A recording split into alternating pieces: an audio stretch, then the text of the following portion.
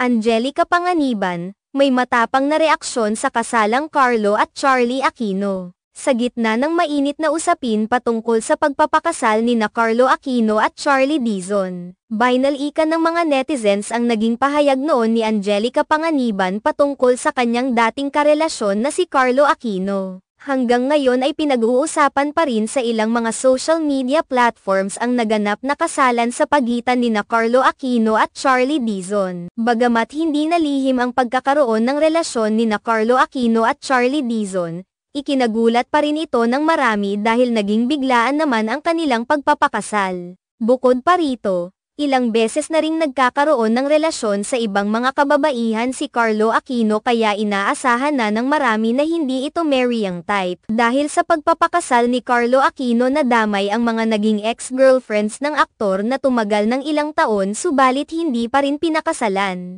Hindi katulad sa pagkakataong ito na matapos ang ilang buwan na relasyon nila ni Charlie Dizon ay kaagad na itong pinakasalan ni Carlo Aquino. Binalikan ng ilang mga netizens ang naging pahayag noon ni Angelica Panganiban, isa sa mga dating nakarelasyon ni Carlo Aquino, nang maghiwalay sila ng aktor. Ayon kay Angelica Panganiban, na may isang pagkakataon na niloko siya ng aktor at hindi ito naging faithful sa kanya. Inamin pa noon ni Angelica Panganiban na hindi pa niya napapatawad si Carlo Aquino subalit alam umano niyang balang araw ay mapapatawad rin niya ang aktor. Hiniling rin ni Angelica Panganiban na sana ay makilala ni Carlo Aquino ang babaeng kanyang pakakasalan at sana ay hindi niya ito lolokohin. Sa ngayon ay napatawad na rin naman ni Angelica Panganiban si Carlo Aquino at talagang masaya siyang nakilala na ng aktor ang babaeng hiniling niya noon na magpapasaya at pakakasalan ng aktor.